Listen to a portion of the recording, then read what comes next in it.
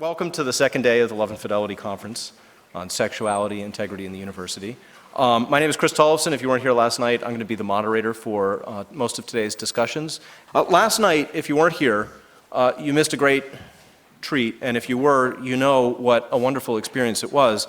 Dr. Helen gave just a fantastic lecture, and I've been thinking about it this morning. It's really been resonating with me on my walk into the university from where I'm living. And one of the things that really struck me was the contrast in his talk between, he relied upon St. Augustine's expression, the lust for domination, our desire to reduce things to their component parts, often with a view to being able to put them back together for the sake of our own use, for the sake of being able to make use and have dominion over these things. And he contrasted this with our openness to the mystery of the other human being. Specifically, in his talk, he was speaking of our openness to the mystery of the other as a gendered being, as a being who's gendered in a way different from the way that we ourselves are. If you're a man, the way in which you need to be open to the mystery of a woman. If you're a woman, the way you need to be open to the mystery of a man. And I think this really captures a large part of what goes missing in contemporary discussion about sexuality and marriage. And Professor Helen talked about the favorite word, I think he described it as, the favorite word of the reducers, only. It's only sex, right? It's only a contract. And I think we can see the way that that word only plays itself out, practically speaking, in the social practices that we engage in, social practices that make it very difficult for us to be open to the mystery of the other person. And I think in today's initial talk, we'll see one of the dimensions in which that only makes itself known, right? It's only living together. And I think one of the things that we'll see in the contrast between the onlyness of living together and the fullness of the mystery that John Paul II's theology of the body attempts to penetrate, I think to a great extent, really manages to capture, is just what worlds apart these two approaches to the human being are. With that, I'd like to introduce our speaker, who will be speaking on cohabitation and the theology of the body. Professor Helen Alvaré is an associate professor of law specializing in the law of marriage and the family, and the law and religion, at the George Mason University School of Law in Virginia. Professor Alvaré speaks and publishes on these subjects both in the United States and in Europe, and she's a consultant to Pope Benedict XVI's Pontifical Council for the Laity, an advisor to ABC News regarding the Catholic Church, and an advisor to the U.S. Conference of Catholic Bishops Pro-Life Committee.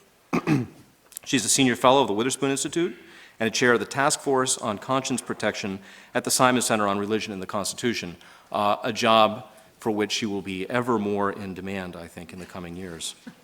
Previously, Professor Alvaré directed pro-life communications and planning for the U.S. Catholic bishops in Washington, D.C., practiced law both at a large firm in Philadelphia and at the National Conference of Catholic Bishops. Her law degree is from Cornell University, and she has a master's in systematic theology from the Catholic University of America. I think the only disadvantage, as I think it was mentioned last night, I'm spending the year here as a visiting fellow. The only disadvantage I can see of this, and usually it's an advantage, is that mail that is sent to my own university in South Carolina only reaches me a month or 6 weeks later than it gets there. It gets sent up. I can't think of any other disadvantage of being here. But what this means is that yesterday when I got home, there was in fact a big package of mail for me, which included a letter from the University of Notre Dame announcing that Professor Alvaré was to be the 2012 winner, is this correct? Of the Evangelium Vitae Medal for the defense of human life. And I truly cannot think of anybody else who deserves this medal more. Helen's witness and service in defense of human life over the years that I've known her and the years that I've known of her, which predate the years that I've known her by quite a bit, has been more than exemplary. It's, I think, just a testament to the greatness of the human spirit that she's done all that she has done on behalf of the unborn and the aged, most defenseless and marginalized of human beings in our society. And if for no other reason than that, I'd want us to give her a warm welcome, but I think we can also expect a great talk from her as well. Good morning. It's lovely to see you at this hour, and I can only figure you're as, I don't know what the word is. Is it helpfully or healthfully obsessed with figuring out the meaning of all of this when you're willing to come to a talk at this hour on this topic? it's questions that the questions that I'm about to take up today are questions that have puzzled me for many years, and I will continue to work on them. It's a joke at our house among my children that most of the books that come into the house, that they cannot be shown to my children's friends. And you know, they're like, okay, put away Sex and the Soul, put away premarital sex in America, sexual economics has to go.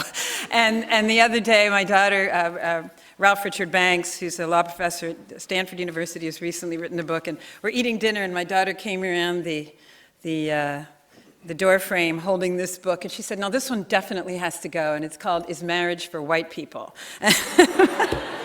She's like, we cannot have this in the house when my friends come. So I'm definitely interested in and willing to embarrass my children on behalf of pursuing these questions. Chris mentioned that in my background, I did an awful lot of work on the abortion issue. And I just want to explain how that led me to the work that I do today, which doesn't leave that issue, but provides another approach. One of the years that I worked for the Catholic Conference of Bishops, and I did some of their education writing for a while, I wrote their Supreme Court briefs on all the major cases in abortion. And then I did all the public speaking, TV, radio sort of thing. And, you know, and at that time, in the 80s and the 90s, we were confronting, you know, just the absolute an issue that I believe we've won now, which is sort of the claim this isn't human, there's no reason to have to respect it, you just hate women. It was just the dumbest argument, and we've really overcome the question regarding the humanity of the child. We've won that. Around 2003, I could smell it, and they don't speak about that anymore. Go look at their websites, they don't talk about it. But during that time, I was asked by a bishop that I was working for to spend a great deal of time with post-aborted women. And I spent hundreds, perhaps verging on thousands of hours, talking to post-aborted women about the whole story, from the beginning to the abortion and afterwards. And I really came to realize that I had not met a woman in that time who wanted to kill someone. Rather, abortion was the last bad decision in a series of bad decisions and misguided and confused thinking about matters concerning human sexuality, male-female relationship, the role of women, the meaning of marriage, the significance of parenting, etc. And at that point, my mind started to turn to something I knew I had always wanted to do, but now I thought I should put into action. I was 39 at the time, which was to write and teach on these additional issues. About the whole framework within which a choice, not only not to be a parent, but to have an abortion as the means to do that. So today, I want to talk with you about one of the phenomena that I kept stumbling across, and that is becoming a crucial aspect of the question of male-female relations and people's understanding about human sexuality, and that's the phenomenon of cohabitation. We know there are growing numbers, we know that it's socially normalizing, but I'm not here as a sociologist, right, to give you the data on this and existence of it, the causes, correlates, outcomes. Of course, there will be some of that, but you probably actually have heard and know a good deal of it already anyway. I'm here as a law professor, really, who teaches family law and law and religion, to share with you something that I've seen interesting that arises from those arenas. There is, in the family law arena, a movement suggesting that we legally recognize cohabitation as a kind of status that the law grants. Specifically gives it a title, lets government monies flow to it, even a proposal from what we in the law field know as, you know, the very smart professors in American family law, the American Law Institute. It's supposed to gather together the best professors in the field and make relevant recommendations about a neuralgic topic. They think that we should lay certain rights and obligations on cohabitants the way you do when you're married, right? Most people don't make premarital contracts, right? They get married, and believe me, without knowing it, in 99 and some % of cases, the state says, well, now, here are your rights and obligations with respect to one another. Each of you must provide the others with certain necessaries and minimum support. Each of you has rights under the tax code and Social Security law and a variety of other things. If there is death, You cannot cut the other person out of the will. There has to be some provision made for them. If you divorce, here's how we're going to divide things between you. Did you write this up as a contract? You did not in the vast majority of cases. Because of the status of marriage, the law makes decisions regarding how, particularly, your property rights and support rights are going to go from here until it's over, whether by death or dissolution. There's a proposal that cohabitation ought to be similarly institutionalized, recognized, and rights and obligations attached to it. Now, I disagree with that, and I think I can make a good case for that, because cohabitation is such an impoverished arrangement compared to marriage, in the experience of the people in it and in the objective sociological measurements of it. This is somewhat getting known out there. Brad Wilcox at the University of Virginia in particular, and others at the National Marriage Project are putting out some excellent objective statistics that are making it through, the usual media blackout on anything that casts doubt on any aspect of the sexual revolution. I got interested from my perspective as a law and religion professor because there is, in legal scholarship, become a cottage industry that is talking about elevating or institutionalizing cohabitation. So I began to read this, and in it, I began to recognize something I thought would be of interest to this group, which is the vastly different anthropologies of those defending or even just sympathizing with cohabitation. By anthropology, what I'm meaning to get at here in this area is the notion of the essential nature of the human person in connection with the situation of intimate heterosexual relationships. A collection of traits or inclinations that we can identify that seem to express themselves in connection with intimate heterosexual relations. I've noticed about those who wanted to institutionalize cohabitation that their anthropology right away was kind of bleak about the human person, and I found it unrecognizable when measured against experience. Also, in that way, you could say it didn't ring true. I don't know how many of you have ever read anything by this wonderful sociologist, not writing now, Neil Postman, who, when he was talking about good sociology versus other kinds, said, good sociology rings true. It conforms to people's long-term experience of the human person, right? And what I was reading seemed not to ring true when it talked about why cohabitation ought to be institutionalized.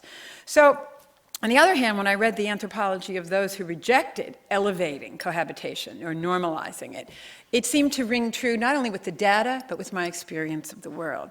So here's what I want to do this morning in 7 parts. Don't worry, some of them are really short. Number 1, the numbers and research about cohabitation. Number 2, a little history on American law in that area. Number 3, the proposal to institutionalize it. Numbers 4 and 5, the competing anthropologies, pro and anti-institutionalization. Number 6, which one rings true, which one comports with the data and human experience. And last but not least, how it is that a tool that was offered to us, first by John Paul II and then followed up by Benedict, this reading of male-female relations that is offered in connection with an understanding of sacred scripture, natural law, helps explain why rejecting cohabitation seems to make so much sense. I will do I use the expression advisedly, a criminally short foray through the theology of the body, okay? So, number 1, the relevant numbers, okay? Today we have in the US approximately 7 million cohabiting households. This number increased tenfold between 1960 and 2000, and it has been increasing at an accelerating pace since the 1990s. For instance, between 1990 and 2007 alone, the number increased by about 90%. Over half of all people cohabit with someone before they marry, and over 74% after a divorce. Okay, and this explains, it's a data point that can be pulled out when explaining some of the difficulties that children of divorce face if you actually ask the question, were there cohabitants in the household after that point, because it adds difficulty. We see, and I'm going to resound this theme throughout, a socioeconomic divide in this area. This has really been highlighted. Kay Heimowitz at the Cato Institute in her book, Marriage and Caste in America. Brad Wilcox has been writing about it. Amy Wax at the University of Pennsylvania. It's becoming a known data point that cohabitation, along with other very difficult and destructive family choices, is hitting the poor, the people high school educated and below, and various immigrant and minority groups in the United States far more drastically than it is hitting the more privileged. You'd think, right, if privileged people weren't choosing it, other people would say, oh, wow, they're not choosing it for themselves, right? So maybe it's not such a great idea, but it's not working that way. Rather, according to a recent study, I think by the National Marriage Project, it turns out that people who aren't in the least privileged socioeconomic group, but even one up, are now beginning to imitate on cohabitation and divorce and other areas, and not marrying at all, the practices of people who are poorer and even less educated than themselves. It's going the other way. What about cohabitation and the welfare of children? You've got 2.5 million kids living in cohabiting homes right now, up 12-fold from the 1970s, and more than 40% of all children will spend some time in a cohabiting household now. The best research, the kind that controls for income, education, race, ethnicity, shows that even after these controls, children in cohabiting families are significantly more likely to suffer from depression, delinquency, drug use, non-marital births, etc. Even though they have access to 2 adults, they actually do no better than children living in single-parent families on those measures. The only measure they do better on is economic outcomes. Regarding stability, 65% of children in cohabiting households, according to the latest study, had their parents break up before they were 12. 65% compared to 24%, which is still a lot, of children born to married families. One of the places people always look for comparison is to Sweden, where cohabitation is, to say it's normalized is not even going far enough. It's absolutely beyond normal. I was just on the phone with a guy from Sweden about pro-life the other day, and he's looking for an angle in on Sweden. We're like, okay, good, try. It's very hard there. Cohabitation is absolutely culturally accepted. Children born to cohabiting parents are still 75% more likely to see their parents break up by age 12. So it's not just about external disapproval, and it's not even about economic factors. It's something about the atmosphere of commitment in a cohabiting versus married household. Brad Wilcox's group has concluded that we could say that cohabitation is worse for kids than divorce. The social, psychological, and educational outcomes are about the same of kids coming from a divorced household, but 42% of children will experience cohabitation versus only 24% of children experience their parents' divorce by age 12. So that's why he reached that conclusion. Wilcox's ideas on why we're having such an increase, number one, of course, he attributes it to the American idea of freedom, which is not freedom with or freedom for, but me, individualism. It prizes myself, my own choices, and my flexibility to make different ones in the future. This is why you often hear Pope Benedict talk about, the idea that we need to switch our idea of freedom from the freedom to commit to something and to become to know the world that is another person, right? There are things you learn and freedom that comes from committing. And he's trying to sell this message as opposed to freedom is psychologist today, rock musician tomorrow, maybe I want to raise llamas after that. No, that's freedom, right? Cohabitation and childbearing are especially common among Americans without college degrees and without good job opportunities. And we know where that's going, right now, in terms of job opportunities for people. They feel that they don't have the economic beginning in order to get married. And economics clearly plays a role in this. I really need to find myself a law and econ specialist who can explain why it is that although in marriage you not only have economies of scale, but you also have the fact that you take a man who has all the same background and education, et cetera, single and married, and the married man's going to earn like 20% more. There's something about being married that motivates people economically, apparently. And those studies have held true for years. So why is it? Is it the destination wedding that's the hurdle? I mean, every once in a while, doing this, I like to look at the Bridezilla stuff on TV. And last night I was looking at something late, and they were buying $6,000 to $8,000 wedding gowns, having their weddings, in Disney World. I call that I don't really care what my guests want. I want to get married in Disney World. You each spend $1,000 on airfare wedding. Sorry, I really don't like them, okay? I'm just making it clear. I don't think it has anything to do with your family or your community. It seems to be an all-about-me kind of wedding. And these brides were spending, one of them was $6,000 to $8,000. Then the bridal planner says to her, okay, we can find a dress for that. And she goes, oh, I'm sorry, I need two, because I like to change for different times of the wedding. So what is it that's making them think? Is it the good thing that, oh my gosh, I really want to provide for this other person and I'm not sure that's set yet, which would be a wholesome explanation?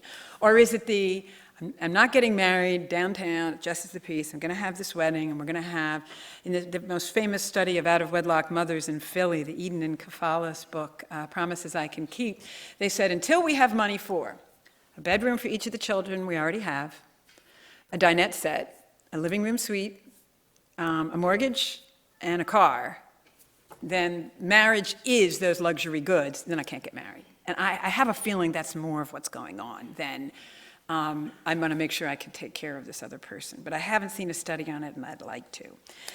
Wilcox also cites the decline in religious attendance. Growing secularization of American life means that people don't feel stigmatized, right, for cohabiting at all. There's no community to go, that's a problem. Right? They're not in a community. Finally, the fact that children of divorce are more likely to cohabit because they're gun-shy about marriage more, and that we do have an awful lot of kids who are children of divorce in the last several decades.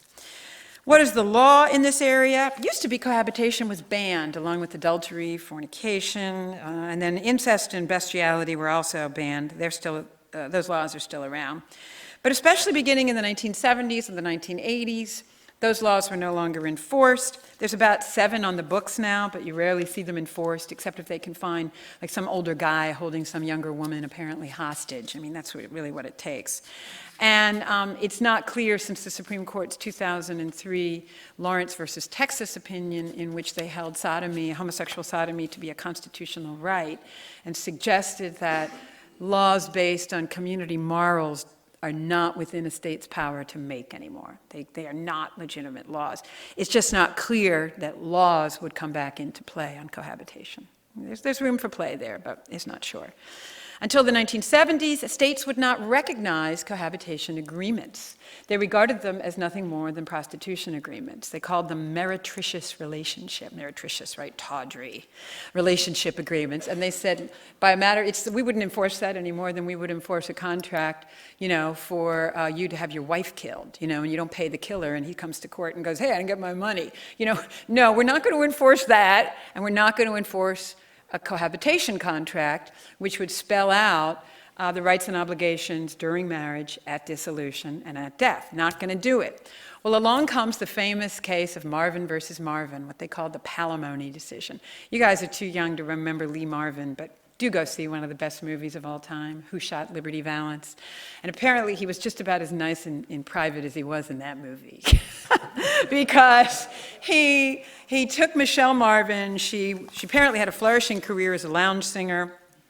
She came and cooked and cleaned and was his companion while he was still married to his wife, and after that divorce. And she claimed he promised her certain benefits forever. And when it dissolved, he said no. And the court said, well, we used to not enforce these oral or written agreements, but we think cohabitation is going to be the key to stemming divorce. Okay, this is in the mid-'70s. And so no-fault divorce was coming in, and the idea was that if people could try out the relationship, maybe the divorce rates, which had begun to shoot up after no-fault became law, would begin to go back. So he adopted it as social mores have changed. Cohabitation is a matter of judge-made common law.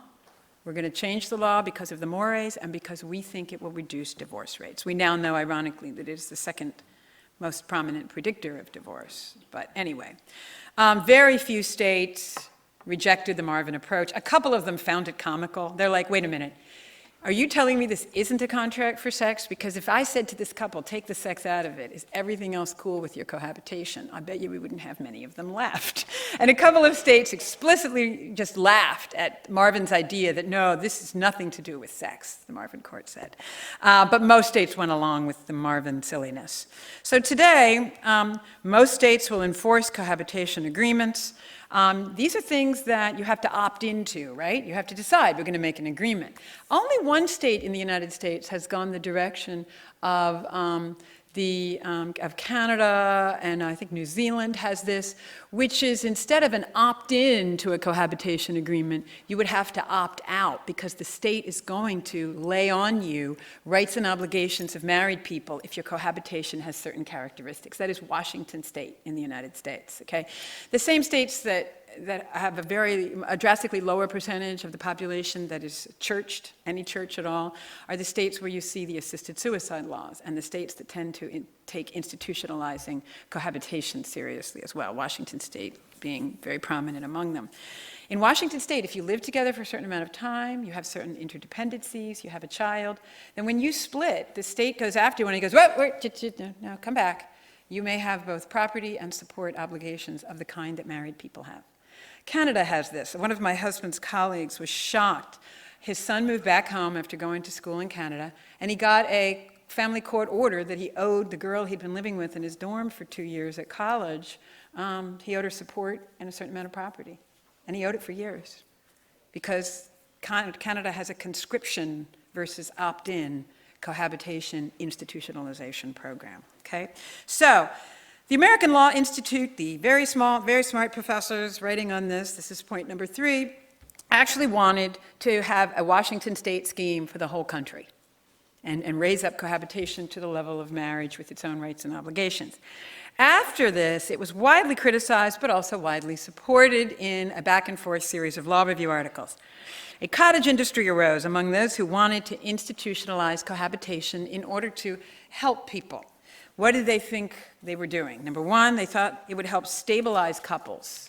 That if there was a certain amount of money that had to come in from the other party, and maybe even from the state, right, that you stabilize the relationship, children would have better outcomes. Or they wanted, maybe they thought, to help people transition to marriage. The state would provide certain kind of tax benefits, et cetera, and people would feel they'd reached the economic threshold to tip into marriage. Or they thought that in those days there was a question of, in the early cohabitation, it looked like marriage. Women were more often leaving their jobs or working part-time to care for the couple's children. And they thought, the writers of this plan, that women were getting a raw deal and that they needed to be paid back for their care work. And so now, interestingly enough, I think if you look at the stats, men are either as likely or more likely to be unemployed in a cohabitation than the women they're living with. It's switched.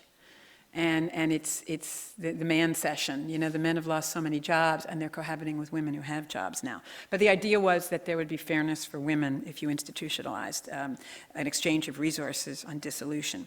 Some people even thought it was a good idea to promote cohabitation because then you could have people sharing health benefits. You would have companies and states that had to mandatorily allow one partner to share health benefits with another. And then some people thought it would just be good to get, usually in those days, they thought a man in the house who was a second income for the children the woman usually already had. I mean, very utilitarian version of let's get the health care, let's get the income, let's get the woman a better deal, and so forth. Opponents of institutionalization, however, said, well, we want to help people too. And we think that really, if you blur the lines between cohabitation and marriage, people aren't going to understand that marriage really is superior for the people who are in it, for their child outcomes, for actually giving the kind of economic and social protection to women, for valuing care work. All the laws, by the way, on what property and support at divorce fully recognize that even if a woman stays home full-time, if she didn't bring in income, they have all kind of gone more or less to what community property states were the only states doing, which is saying, you know, even if the husband was earning the income, he couldn't do it without the contribution of the wife.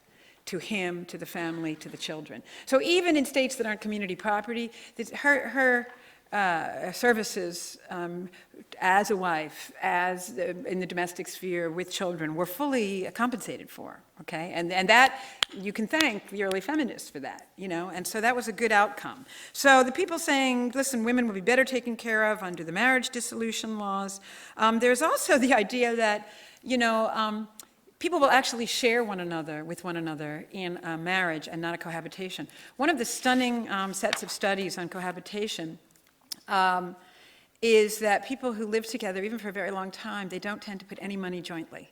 Shockingly little joint putting of money and resources. And then they also did things about spending patterns. And part of it is socioeconomic because poorer people tend to cohabit more. But the amount of money spent on education, healthcare, and entertainment for children in marriage households was so drastically higher than what was spent on education, healthcare, and things for children in cohabiting households with children, where their figures on tobacco use and entertainment for the parents were drastically higher. There is something there about a different mindset about what the family is. So the pro-institutionalizers think they're helping people. The anti-institutionalizers think they're helping people. This is what led me to the question, well, what do they mean by helping people? What is human flourishing in their view, in the context of intimate relationships? So now, 4 and 5, I want to set out the pro-institutionalization idea as to who the human person is, such that cohabitation helps them, versus the anti-institutionalization position says who the human person is, such that it hurts them. The pro-institutionalization position says that sex is just like the essential good. It is just at the core of what it means to flourish, is to have sex, to express it from here out. You remember when they took, when birth control became a big deal, there were complaints that when they were taking the baby out of sex, and they shouldn't do that. And they're like, yes, but all of that goes into the unity aspect. And the couple's relationship is 10 times improved when we don't have to worry about a baby. No. We knew this was where this was going. And what happens is now, sex has gotten to the point where it's not even for unity, right? If you read the same-sex marriage decisions, sex is all about me expressing myself out, and it's that self-expression that is the freedom. The other day I read for the first time in a Journal of Marriage and Family, a leading sociological journal in this arena, the expression non-relationship sex. We just called it casual sex in the 80s, but now they need a word for it. And it's non-relationship sex, right? So sex is a great good, and its good is that I express myself when I do things with my sexual parts. Is that you see who I am. That's what you see in these articles. Number 2, adults are not made, they're not capacitated for enduring heterosexual relationships. They have no natural preference for commitment. The only reason people died married in the old days, the theory goes here, is because they died young. Before they got an idea that they were tired of this person, it was time to move on. You actually see that quite a lot. They died young. They didn't realize how unhappy they were. They didn't have time. Okay? But they don't calculate in that they also married like 10 years sooner, so maybe that's wrong. Also, this anthropology says that while stability between men and women is not natural, stability between adults and children is a good. And the idea that if you put money in, they think, to cohabitation, maybe it will last longer and that person will be in the child's life just a little bit longer. The other very strong strain in this literature, men bad, men intrinsically problematic, men patriarchal. So finding for women alternative ways of having sex and having babies is a good thing. And women, on the other hand, are very vulnerable. Martha Feynman, in particular, very famous, the most celebrated female family law professor probably of my time. What really we should do, she says, is that women can have the babies, but married or cohabiting or any other relationship, men have to contract with the women for whatever deal there's going to be between the man and the baby. The law should not give them anything just by nature, by deference to their genetic relationship and responsibility for the child, because they can't be trusted. There is no intrinsic value to the male-female bond. There ought not to be ascribed one in this view because men are bad and because marriage is dangerous and patriarchal historically, and also because opening yourself to a variety of sexual experiences is itself a good. Okay? So, anyway, The final part of their anthropology, I would say, is dualist, that the body, what the body does, has nothing to do with who the human person is. You can do one thing with your body, engage in physical acts, one flesh union, acts of the type leading to the conception of a child, which will be the living embodiment of your union, but you can practically, mentally, legally reject, delay, or ignore commitment to one another. Okay, that's the thing. And the thing about cohabitation, why sex assumes such a large part of it in people's minds, because it's the only thing that's complete, right? They don't share their money. They don't share their future. They share one thing completely, which is sex. And so it gets this way outsized, the whole relationship becomes the fulcrum. It becomes the sensitive point about everything, because if that's not going right, then what are we doing this for? Okay, I sometimes think this has gravitated, very much to marriage as well. My husband had a friend who was, I don't know if you call him an agnostic or an atheist or just a secularist, I don't know if he's thought about it. But when his long-term marriage with 3 kids was on the rocks, the only person they consulted was a sex therapist. And this is very common. This is very common. The competing anthropology, the anti-institutionalization anthropology, okay? First, that people are inclined to be social. There's a marvelous book written by one of the co-founders of eHarmony called Loneliness. And one of the first paragraphs in the book, he says, "Do you ever take time to reflect on why the penultimate punishment for a crime in the United States is solitary confinement? After that, it's death." And there's something inherently social, such that if you take away society from people, you take away almost everything that makes life have meaning. When you ask people in happiness studies, and yes, there is a credible sociological field of happiness studies with its own very cool journals. They make me happy to read them, and I find out what's the secrets, right? People feel happy when they are in a gift relationship. I did a very long paper on out-of-wedlock births called Beyond the Sex Ed Wars, and one of the things I did was consult all the qualitative and quantitative literature on out-of-wedlock moms, right, that I could find, and their experience. And whether it was about women in Camden and Philly or women in rural Vermont, at one point in each of the books, I would get to a line that took my breath away, where the secular researcher would say at some point in that book, "What I really found was that the women were determined to be a gift to somebody."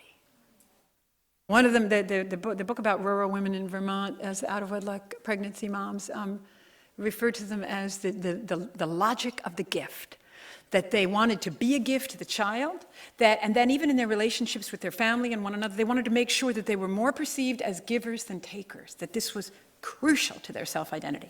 And many of them, with financial margins this tiny, or non-existent, were being sure to do favors for everybody first, so that when they needed a little babysitting, it would be okay. My daughter's best friend's mom is a single mom, and it was after a very terrible set of circumstances that I won't go into, obviously, but I have noticed this in my dealings with her. She's a dear friend of mine, and I cannot outdo this woman. She has far less time than I do, and I cannot outdo her for generosity. And that before she makes the slightest request, she does 10 things for me. And it turned out, I was able to base an entire sort of critique of both abstinence and contraception birth control programs on their failure to recognize this essential aspect of people. It is just so true. For people who have children out of wedlock, for people who don't, this logic of the gift.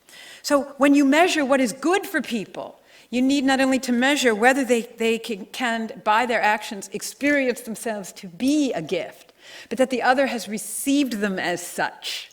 And that they are in a relationship. Brian Johnstone, this marvelous theologian, I don't know where he is now. I thought he was at Catholic U. Do you know where he is, Chris? Brian Johnstone? I think he's Australian. He might have gone back. Yeah.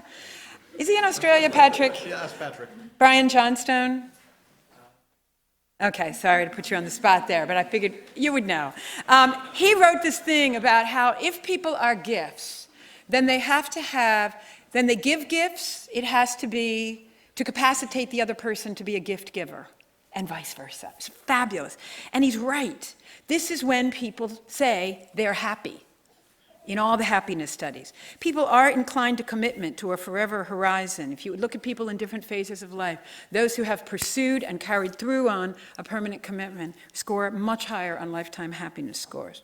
The male-female relationship seems to be crucial to people's learning to be with non-kin other, people who are different than them and not their family, to learning to be gift. I think the best thing I've ever read on this is the Russian Orthodox theologian Vladimir Solovyov, who in his book, The Meaning of Love, talks about the fact, it's theological, but you can find it in Don Browning, he was recently deceased professor at University of Chicago, in his book, I think it's called, which one is it?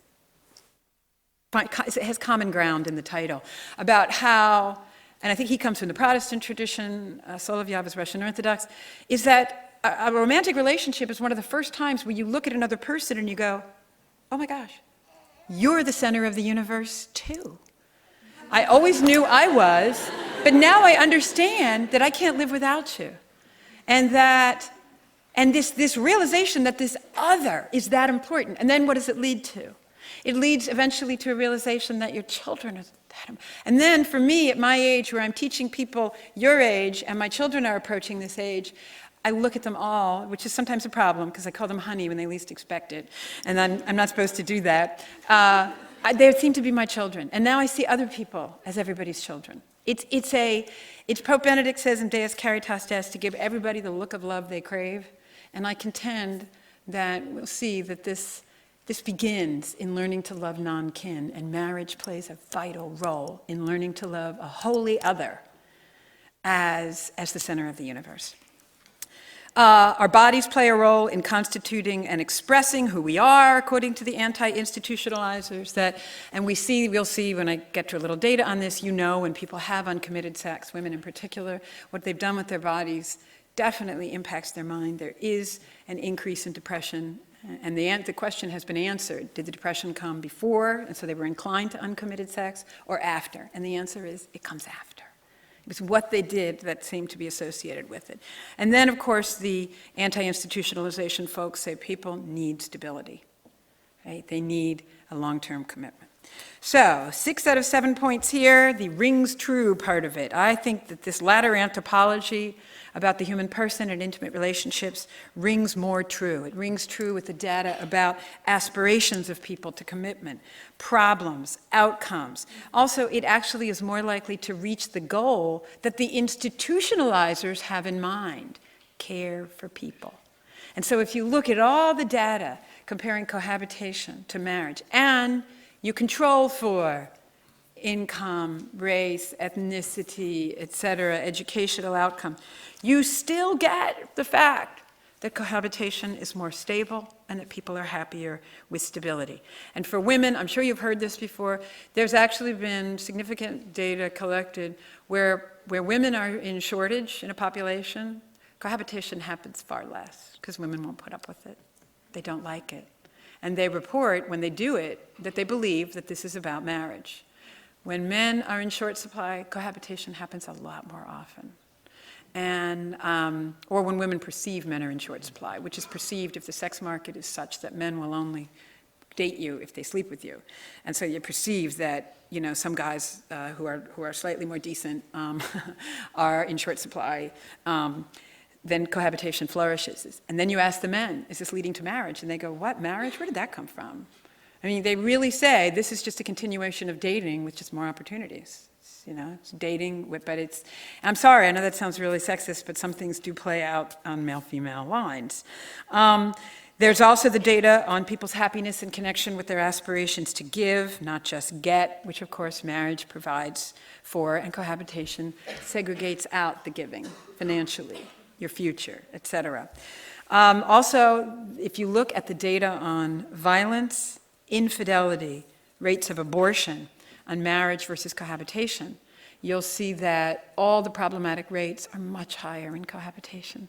Even though you do have an awful lot more people cohabiting with an eye to having children together. They think, well, we at least have to cohabit. It's sort of this last little vestige of, both being there for the kids, even though it probably won't end up that way in the long run. We also know that after age, cohabitation is the next strongest correlate of divorce. Not for people who are engaged, move in with the first person they've ever cohabited with, who's already their fiancé. Turns out those have about the same divorce rate as a marriage with no prior cohabitation or premarital sex. But for people who have ever had premarital sex with someone else, who have ever cohabited with someone else, who enter a cohabitation without being engaged before they do, the divorce rates are like 66% higher. It's really high, really high. Let me see, the well-being studies of children, I've already shared with you in the beginning, and the violence and infidelity. Even the the Census Bureau and the National Banks on Violence show how drastic is the violence in cohabitation. I was recently ran a panel on domestic violence at George Mason, and I kind of expected this to be overlooked because it's not PC, right, to have dating and cohabitation violence pulled out. Usually I'll just warn you, even when people are talking about marriage, they'll drag out what they call the IPV studies, the intimate partner violence, where they conflate marital, dating, and cohabitation violence, and they ascribe it all to marriage. That's what they did in the Casey versus Planned Parenthood abortion decision. They threw all the violence in one statistic and said it was true of married men. And actually about 2/3 of it or more is not married men. Okay. Anyway, but there is drastically more violence, and one of the most dangerous places for children in all of America is a child living with their mother and a new partner, a new male in the household. Very, very dangerous stuff. Final point here, the last point. This social science confirmation and our common sense idea that if you won't commit to someone, that probably means that you're not going to behave in a certain way toward them. By the way, I don't know how many of you, Brian Brown, who runs the National Organization for Marriage, how many of you, I read his emails, obviously, I read everything I can in these areas, and I read his email yesterday, and he actually made some comment, I guess he made comments about Kim Kardashian, Bloomberg, and Cuomo, and said, she's getting divorced after, 70-some days of marriage, and Cuomo and Bloomberg are both living with women in their mayoral and state houses that they choose not to marry. And Brown said something about, I wonder what the relationship is between their support for same-sex marriage and the fact that they refuse to marry the women they love or about to divorce someone. That they made apparently Kardashian will make a $7 million profit when the cost of her wedding is subtracted from the endorsements. So, anyway, the fact that it rings true to us that cohabitation is problematic when we see it, the fact that the data confirms this, the theology of the body really helps explain this to us. And this is my criminally brief review of why. Theology of the body, which is a combination of scripture and natural law reading about who the human person is as male and female, and how our male-female relationship actually gives us a clue as to who we are with respect to all persons. That if men and women are meant to be more together than the sum of their parts, if we are inclined physically, psychologically, spiritually toward one another. I often just sit at airports because, hey, this is what I do, and I watch how many people together are men and women. And I saw this at the hotel where I'm here at Princeton, is the amount of time that we spend with one another when we choose to marry. Now, we really do come to rely on one another as the central of the relationship in our lives, in a marriage. That something about who the male and female are together is a particularly important entree into understanding the human person, and, according to St. Paul, of course, that understanding marriage is an entree into understanding our relationship with all other people and with God.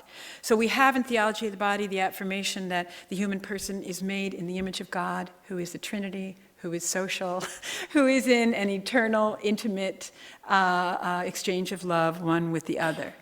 That every single person is made this way. No one is less. Just because someone is poor or has less privileged education doesn't indicate that their human nature in connection with love is any different. They too are made for. It's one of the saddest things in the world. I have a late sister who was very disabled, and to see sort of the lack of understanding of the need for companionship and love.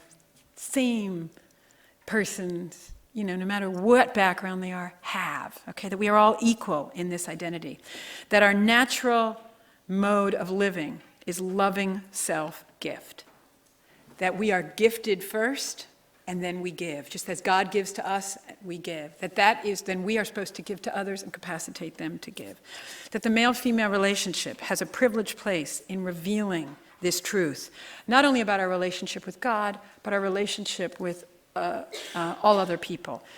Benedict and John Paul II write about this beautifully when we hear the first account of the woman's creation, and the man says, she is finally, as Benedict says, ezer in Hebrew, the only one who could be a fit companion for the man. Not helpmate, I hate that word, okay? And Benedict knew I did, because in one of his documents, I don't mean that personally, but clearly he knew that we were going, helpmate, no, here it comes, you said it again. But ezer, right? Not, I help you be what you are, but we are mutually for one another, both in service to God, right? The only fit companion for the man is he is the only ultimately fit companion for the woman. None of the other animals and birds and anything, despite giving them names, he loves them, they're great, it just wouldn't do the job, okay? Theologian Brian Johnstone, as I've mentioned goes further to say, our identity is not only loving self-gift, but when we give gifts, they have to be to capacitate the other to become what they are. And you can see cohabitation takes. Its primary mode is not to give. It is, let's see, I'm going to test you. I'm going to share rent with you and it's going to be cheaper. I'm going to get benefits of having a sexual relationship without other commitments to you. A theology of the body is non-dualist. It talks about the body as an intrinsic aspect of the person, as communicating when it does that you are gift to me and I am gift to you, so that we should give only when it speaks this truth.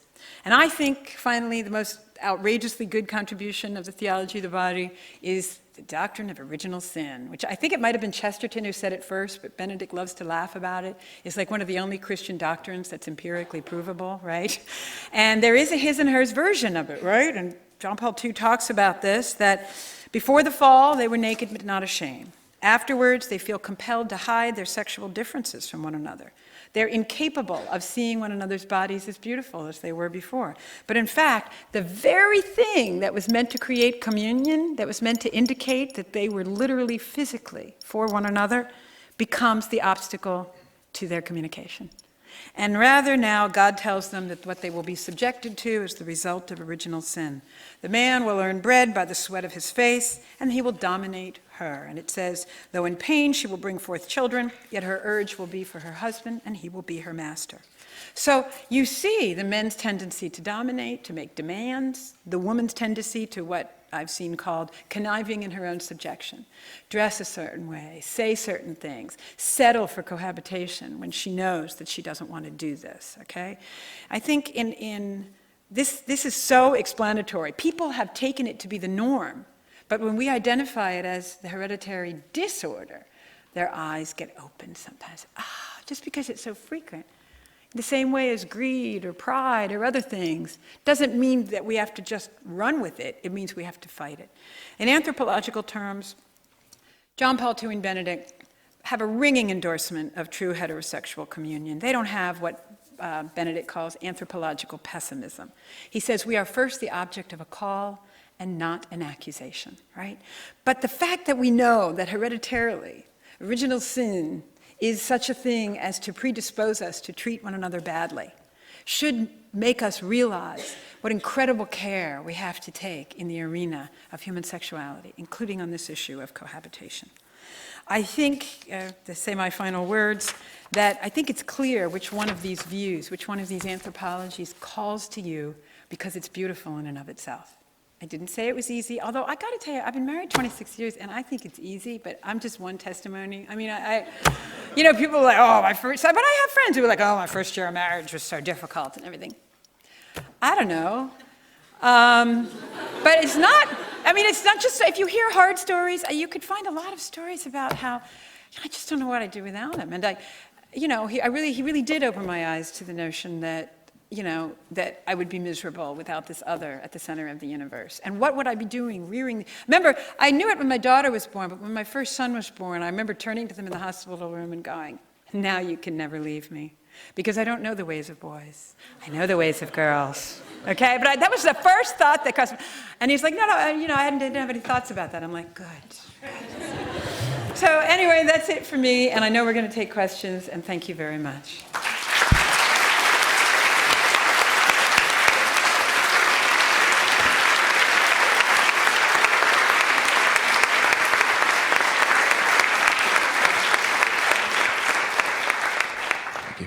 Kieran Raval, Georgetown University. It's a great joy to hear you speak again, Professor Alvaré. My question for you, you mentioned that both the pro-cohabitation folks and the anti-cohabitation folks are trying to get at the same goal, sort of, you said, the welfare of children, or if you will. But I sort of want to press back a little bit on that. And do you think maybe the pro-cohabitation folks, maybe they say that, but are they really looking for the just sheer dominance of will, and I'm going to do whatever I want kind of thing? I think it's a mix, and I couldn't give you the percentages. I really do think that a large part of the, is that good? A large part of the academic writing in this arena is knee-jerk emotionalism that thinks that if we would just all part with more of our money, usually via the government, that people would simply be better off. And they're not looking at the data. But they're not willing to think critically either. There was this marvelous exchange between, I think the guy's name is Ian Duncan Smith, who runs this thing called the Center for Social Justice. He's a conservative in Britain, versus Harriet Harman, who may still be like the Minister for Women's Issues. And she wanted to say there's far too much distinction being made in British law between single moms and the married. And at this point, British law gives, it's been in the paper quite a bit, it gives drastically more tax funds to the single families than to married families. And Harriet Harman said, we have to erase any distinction between these two families and the law. And Ian Duncan Smith said, Harriet, you know, that's a really interesting perspective. He goes, you waited till you had children, till you were married, you got married, you've been married 28 years, and you've brought them all up to be fine citizens and educated them in the best places, and why aren't you willing to extend that to the poor? Why aren't you willing to do the hard work of going where the data leads, to say what you did works and what they're doing doesn't? And but I do think some of them either they don't care about the issue, and they aren't thinking it out, or they're terribly afraid of going against the grain. I'm doing a fair amount of writing now about how these huge government-sponsored birth control programs have done more harm than good in terms of out-of-wedlock births, sexually transmitted disease. I mean, that isn't the fourth rail. That's just going into a bathtub with a radio, okay? You know, I mean, with the third rail, whatever they got. I mean, I might as well just, but it's true. So I just think a lot of it is that, but a lot of it is that they don't know anything about the studies. And one of the things we have to do, as all of you very fortunate people are going to be in a position to do, put together articles, annotated bibliographies, fact sheets. You're going to be able to go talk to people on these topics and have the data behind you. But and you won't be popular maybe in the beginning, but eventually some things win the day. I am seeing the marriage issue and cohabitation. I am seeing them covered in accurate ways more often. It can be done. My husband, who's he always thinks out of the box with me on this stuff. I was talking to him about sexual restraint as a cultural idea, et cetera. And he said to me, you know, Helen, he goes, people who say it's impossible don't remember what I remember about the workplace in the late 70s, early 80s. He said sexual harassment of women was just the norm. I remember working in one particular environment that was Catholic, and not to go on and on, but I remember getting down to my knees to get something off the trash and put it in the trash can, and the lawyer who was in the room made some comment about me on my knees in that room, and I remember thinking, are you serious? I mean, just like, you know, it was common as dirt. And my husband reminded me that if that has really changed for the most part, and it has, we can change other things too. And so the movements for authentic feminism, the movement against racism, some of the conversations that we've had, we should not, the movement on the environment. You know, there's going to be fringe on either sides, but there have been positive changes. And he's my one-man answer to anthropological pessimism, because he's always because I've been thinking about abortion and marriage for so long that sometimes I'm a little bummed, you know? But he's thinking a little bit more broadly, and he reminds me of this stuff. We did make changes in that area. We can make other changes. My name is Nicole Kay. I'm from Brigham Young University. Obviously, these two anthropologies are very different as far as what constitutes human flourishing. And without kind of launching and pontificating on the theology of the body, et cetera, I think that we probably all know people who cohabit. And from a few studies that I've seen, it's for the women especially, they're not cohabitating because it's the ideal, but because they think that it might entice the male into a marriage commitment. Right. And the male, of course, has different views that this is, better, more access to sex or whatever. So it's more of a making the best of their situation than I'm launching into a moral crusade about individualism. Right. So in that kind of... That's just a backdrop. That's the sea they swim in. Right. So in that situation, which is the sea that we are swimming in, how do we kind of make, I guess maybe talking points or suggestions that, because these really are kind of deeper philosophical issues, but we're swimming in that culture all the time that needs to be challenged in a kind of a simple way that... Yes. So do you have any suggestions on that? Yeah, well, I mean, one of the things, and this group here is perfectly positioned to do it with not a ton of resources, is obviously you have to speak to people about their aspirations, right? People don't want to be lectured forever. And the movement of the future, which is what we are, we are because what we're doing is true, but it's also what we aspire to be, is a movement that calls people to something that they intrinsically admire, right? Again, hectoring doesn't win. It alerts, but it doesn't win. And so I've seen anecdotally the attraction that young women and men have to the idea that there is, and Brad Wilcox had an article on this. He actually wrote an article, the Bishops' Conference commissioned him, on the sexual experience as cohabiting versus married. And even the sexual satisfaction, even if you wanted to get down to that kind of brass tacks for people who would listen to that, it's so superior in marriage to financial outcome, to the likelihood that you will stay together, to your aspirations to build up assets together, to the idea that your children and you will be on a team together, as opposed to one another or separate from one another. My husband often refers to us as the Beatle, and the children keep saying, well, which one is the fifth Beatles? And he's like, well, I'll never tell, because we're a little large for that. But the sense that your children will feel like they're in a team with you, that their outcomes will be good, that you will be happy older people. These are the things that need to, and without getting into the lessons about dualism and non-dualism and made for communion versus that, these outcomes are a result of who we are.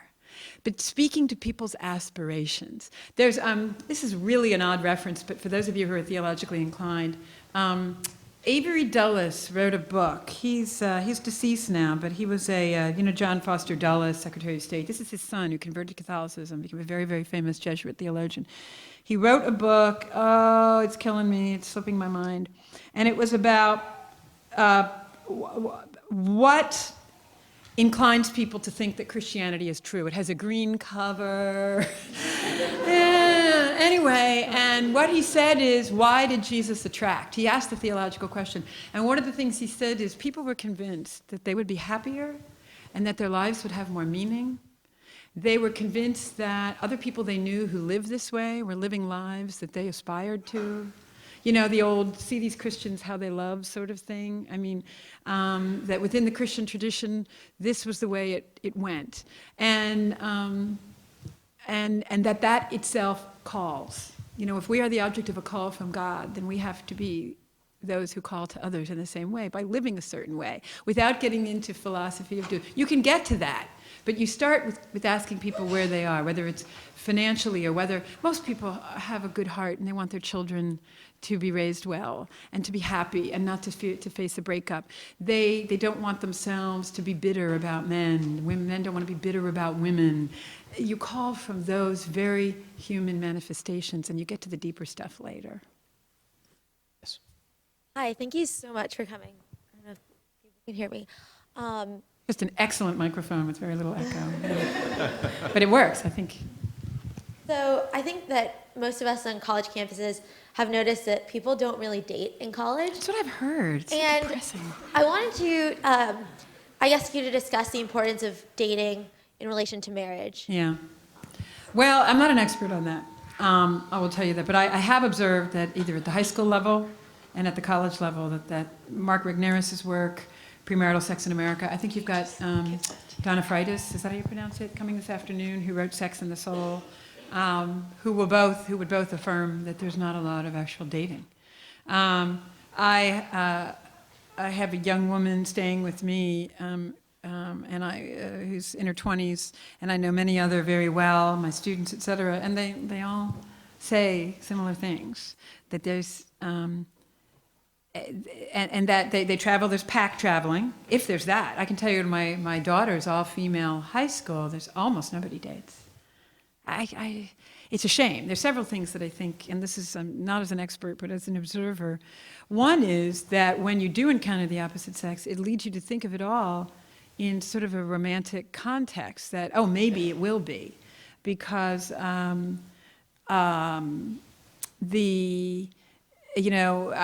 like to be in a relationship and maybe this person will be the one. Whereas if it's normalized and you've dated some people, you know a lot of people of the opposite sex, it's less likely to be normalized. That your relationship with people of the opposite sex is more like, well, most of them are going to be my friends. I'm going to get to know guys. And then eventually I'll get to know somebody who I'm going to get to marry. I'm so glad. If my daughter didn't have brothers, I don't know, I would feel really, really bad about how little she would know about how the opposite sex develops. And so I think parents now have an increased obligation to explain this to their kids, because there is so little, dating and conversation and getting to know people in the high school and college age in an environment that isn't sexualized. So one of my responses to this has been that I will definitely be arranging. I mean, literally, I have friends, they have 5 or 6 kids. I'm like, come to DC, your son is 18. Okay, good, definitely come. Because I've got to introduce my daughter to more people, because it's ridiculous. It's ridiculous how they never have any, I mean, unless you're in the play at school, or in some cases schools take German, they share German, and like all of a sudden, all the girls want to take German. It's the only place they'll ever meet someone of the opposite sex at that age. It's really unhealthy. And I really do think that, whether it's the practicalities of it from a secular perspective or the theology of it needs to be explored and put out there more, because it's going to be hard to get to know the opposite sex more. I thought I dated a fair amount, but it wasn't until I really spent a ton of time with my own sons. I jokingly made the comment to my husband, I went, wow, I wish I'd had these boys before I married you. I would have understood you so much better. And I went, well, I didn't mean that the way it sounded. But it's like when you raise these boys from little to big and you see how they develop, boy, do you understand your husband better. Oh, you're just so much less annoying, about the things that you now realize that boys, they're perfectly loving, they're perfectly nice, they just won't do X, or they will always do Y. And that explains why he always did X and never did Y, in a way that nothing else can communicate. There is an awful, and I think maybe that was said last, you need to know about the other. And it's really healthy, and I think parents need to either have those conversations themselves or knowingly expose it. Not arranged marriage, it's just arranged get-togethers even. So I'll stop there. Okay, so I am 27. I've been married for 3 years. I'm in a committed marriage relationship, monogamous. I have to say that. And I'm Black. One thing that we do know in the African American community, that the marriage relationship among young people, a little to none. I remember when my husband and I were engaged and to be married, the arguments against us getting married by some of our peers were, one, for him, he has many options. And for me, it was, do you trust him? Yes, yes. And these are two things that I see that are rampant in relationship among young urban professionals or among young people. Right. And one thing, I absolutely loved your talk, but one thing that I'm sitting here and I'm thinking about that was said to me by our premarital counselor was, marriage is not just for your happiness, but it's for your holiness. Yeah, right. That it exposes things about yourself that you have to deal with. Yes. And whenever there is conflict, it says something about you more than it says something about the other person. And I am of the firm belief, especially in the African American community, one of the reasons why people cohabitate is that they are not ready to deal with the ills that they're dealing with themselves. That's an excellent point. And we have to deal with that. Thank you for everything that you shared. That's crucial. And I didn't get into that point, not because I don't agree with it, just I can't cover everything, but indeed, we had the same advice in premarital counseling, and it has certainly proved true. over these now 26 years. When you are rubbing up in social contact every day against someone of the opposite sex, the things that will be revealed about who you are as a woman and who you are as a human being and how good you are or how much better you need to get is revealed. Your willingness to be a person for the other is revealed even before you have children, but as a spouse. And what you said about the questions and the worries that were shared with you on a his, notice they were different on a his and her basis. I don't know if you've read Ralph Richard Banks' book. He is an African-American professor at Stanford. That's a heck of a title, is Marriage for White People. But I thanked God for Ralph Richard Banks because, and by the way, he spent a good bit of the book was, it's a combination of what he knew from the data, and he interviewed tons of women in particular about this. It reads in an afternoon. It's accurate. It's actually been well reviewed by like the New York Times and elsewhere. I was grateful because my background is Hispanic. I've been waiting for someone in a compassionate, accurate, and in a tone of, I'm worried about civil rights, to approach the marriage issue. Were I African American, I would be pretty mouthy on this in that community because human beings, we don't differ racially one whit in our need to love and be loved, to be gifts and to capacitate others in that way. And I do think a lot of people either romanticized the extended family aspect of the African American community, the fact that the woman who had been for so many generations both working and rearing children was almost like a precursor of the feminist woman. The difficulties of these arrangements were not spoken about because it seemed insensitive and even racist. And I think Banks I think he was pitch perfect. And I really do think, and now others have written, Kay Heimowitz, but she's a white woman at the Cato Institute, and Brad Wilcox is a white guy, and so forth.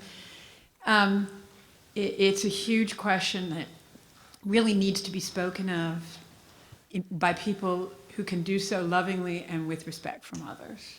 And so, you seem really well positioned. So I mean that, there's a common good obligation for somebody, because I believe, I will tell you another vignette that captures for me something. I was at a dialogue on family law with a number of Muslim women, in full beautiful scarf garb, once in Washington, once privately in Italy. And the conversation was proceeding along a very beautiful technical fashion, but sort of formal. At one moment, the phone rings, and this woman's husband was calling from Saudi Arabia. And the question was to this woman at that point in DC, where's the kids' school uniforms? And she hangs up the phone and she bursts out laughing and she goes, I can't believe it. I'm here in DC and he wants to know where the uniforms are. Men. And she rolls her eyes. Every woman at the table of 3 different faiths burst out laughing because we all had the same experience. I get texts in Rome, where are Paul's sneakers? So I'm not kidding. And the bond that it made between us. And another one where I was having a dialogue on family law with another Muslim woman in Rome, and again, it was done very beautifully, very formally, until we went scarf shopping together, and then all holds barred. We're buying scarves for each other's daughters, we're trying them on ourselves, we're having a great time.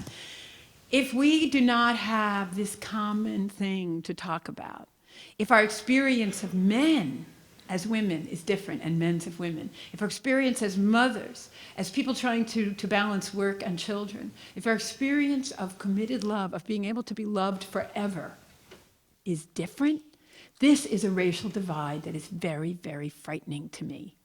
It will make the others look ignorant and awful, but not as large. And this will be saying there is a division between our human natures. And that cannot stand. I hate that. So I just urge you, if you yourself or anyone you know, you just go for it. Hi, thank you. My name is Spencer. I'm from William & Mary. And I just wanted to ask about sometimes when I'm discussing something like cohabitation or certainly gay marriage with someone who's of the opposing viewpoint, you can't even get to the hardcore statistics because they immediately play the hate card. They say you're a racist, hate-mongering bigot. And, how do you prevent... Just like that, with like hyphens between them, right? Exactly, right. Hyphens between them, throw in a homophobic there, Yeah, please whatever, do. the word du jour. But how do you stop that, and how do you point out that, how do you call them out on their own vitriol while at the same time defending the truth of what we believe? Yeah.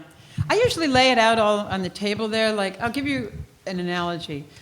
Like, when I used to work for the church on the abortion issue, I remember the Pope came to Denver in the early 90s, and they asked me to do Sam Donaldson on the Pope. I was like, okay. And so I thought, how am I going to defang this guy, And it was whatever that show was, the Sunday Morning Brinkley show that Stephanopoulos has taken over. But anyway, so that was the show. And I remember going into the green room, and Sam Donaldson came bouncing in. And I went up and, my most unctuous, charming self, and said something like, now I know that you think that we Catholics wake up in the morning and we we download, right, I hate contraception, priests shouldn't get married, pedophiles, or maybe some of them are okay, abortion bad, celibacy good, da-da-da-da-da. And I said, you're going to be shocked to find out how much more we think about it. I said, I know that sex is all you think we ever talk about, but we've got a lot more going on in our head. In other words, trying to put them off, saying that if you ask about that, you have contradicted what I just told you. And sometimes I like to begin my conversation on same-sex marriage, for instance, by saying, I've really noticed that people have come to the conclusion that anyone who opposes same-sex marriage doesn't have, any rational reasons, and they really commit some of the same offense that they claim, that the opponents are, which is they look at a person and they judge them by one thing, and they throw them into a pit and say, you couldn't possibly be a decent human being with a brain in your head if this is who you are, homosexual or opponent of him. And I say, I'm a person who really likes to just get at the arguments. I don't like to do that. I call them out on it right away. I identify the elephant in the room. And I did a big interview on NPR this summer on why federal birth control policies had been a failure. And when I first met one of the people I was debating, again, the first thing I say is, wow, I bet you're imagining how anyone could have my opinion, right? I mean, you swallow this and no baby, right? And that seems logical. And I said, it's so crazy. I totally agree with you. How that happens on a one-person basis, but it fails as a policy. It's so interesting. But I get out the elephant in the room. Or, I bet you think that I take this position as a religious person. Actually, as a religious person, I rejected it. It was the data that turned me around. Isn't that crazy? And I identify the elephant in the room immediately. And with your question, ma'am, earlier, the idea that, it turned out that people with money and education are the least inclined to look at the facts. And then you go from there. And you try to do it with a smile on your face. And it often helps if they already like you. That's a good point. Actually, I have a couple of questions. Okay, I'll try to be quicker with these because I know we're running out. So one is in a way a follow-up to this, and it's a request for you to say a little bit about how this picture is specifically heterosexual with regard to the nature of marriage. Right. You're going to have... Are you having Sharif speak later? We are, yeah. Yeah, Sharif is the expert on this. Honest to God, it's the most phenomenal thing that his and Ryan Anderson's and Robbie George's article on the nature of marriage as heterosexual is like the top downloaded SSRN paper of the last year. I think that's the stat. It's amazing. I would actually prefer he goes into the whole argument because I can only do a very partial job. I decided to cover heterosexuality in mine because I can't do it all, in an article. I couldn't even begin to get into that. The very general outline of how I would approach this, but again, you should follow their article, which is in the Harvard Journal of Law and Public Policy. It's the best on it. Would be obviously if you go into the religious part of this, you understand that the theology of the body goes there about something very unique about the male-female relationship. But even if you step back from it, you do have to acknowledge, right, that every person is built from communion, for communion, and that includes people who eventually identify themselves as homosexual or heterosexual. And in fact, it's the great grief, right, of the homosexual, that at some point they come to think, I'm not what a girl should be. I'm not what a boy should be. So imagine the grief of thinking, this is what I have been given, but I'm not good enough. Either whether in their own head they come to that conclusion, or they hear it from a peer group, or from a parent, or they have some encounter that shocks them into this, abuses them into this.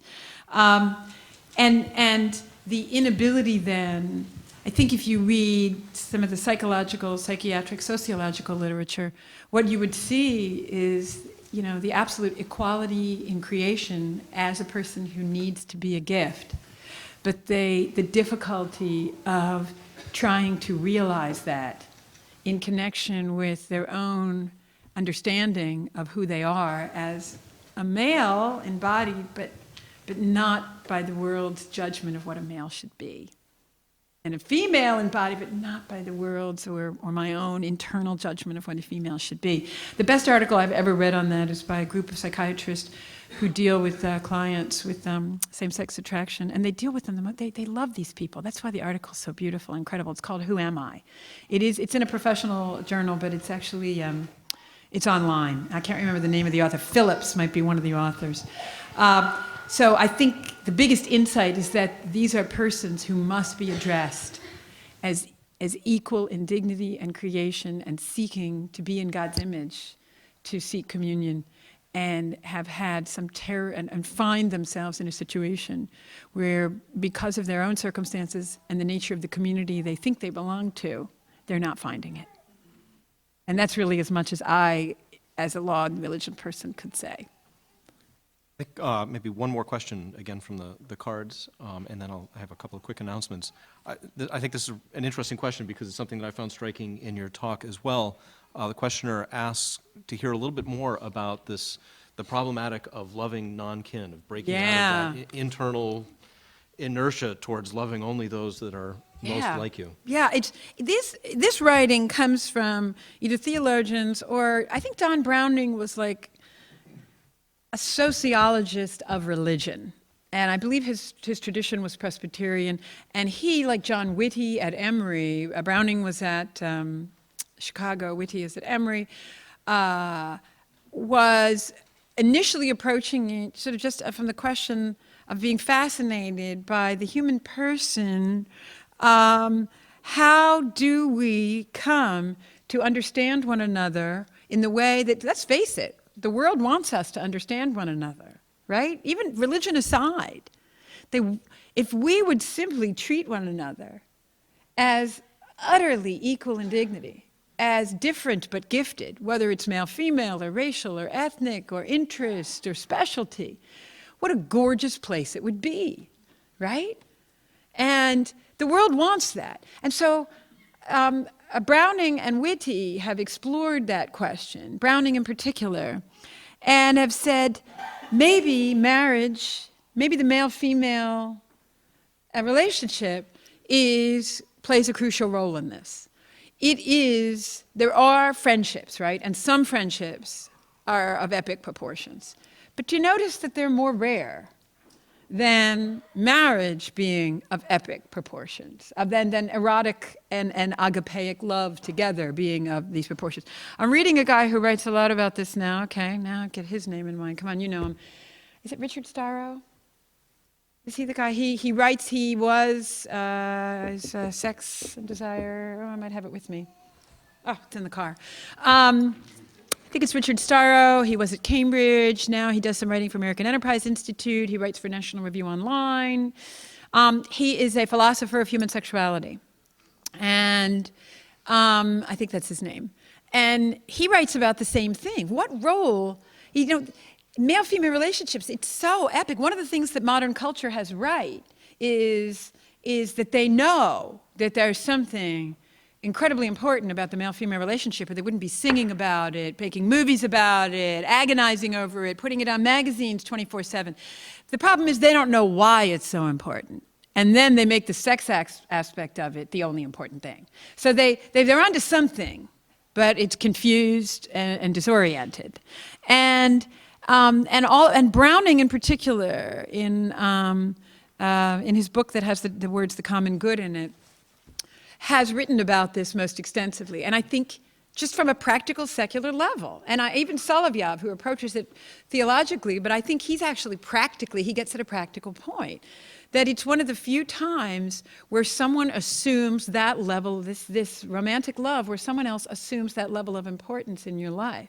And then through them, there's a reason why God put childbirth in this relationship, right? He could have made it a retail process. He could have made it a scientific process. I mean, in the distinction, in why it's this and not that, there is something to be known. There is knowledge in the choice to put it within the context of heterosexual romantic love. It must mean something. And this is what Browning and Solovyov try to explore. So I just recommend, and then through them, when you have children, all of a sudden you realize what the fuss is about children. And eventually you realize what all the fuss is about other people. I can't explain it, but it happens. And even, I like to quote on this, Flannery O'Connor, who understood all things about this. At the end of her book, A Good Man is Hard to Find, when the grandmother is just about to be shot by the misfit, I've often used this analogy, and the grandmother is given a moment of grace before she dies. And she looks in the misfit's eyes and she says, "Oh my God, you could be one of my own babies." And then he kills her. And he says, she would have been good if somebody shot her every day. I don't think there's a better moment in literature for helping us to understand how it is a gift, and she tied it to grace there maybe, but there it is a gift to come to understand every human person you meet as a crucial other. You know, and I just think that there can be a lot, those of you who want to write philosophically, theologically, practically about this, I think there's something here. That when you lose marriage, what is it about when men get married, there's all these behaviors that just cut down, like a lot. There is some being brought to this sort of level of civility, which we know to be the way we treat other people, that just improves on understanding that, you know, there's someone to love, there's vulnerable people to take care of, and so on and so forth. Much more could be said, but I think that's more than a credible case to be made for that path. I would really like to thank you. Thank you.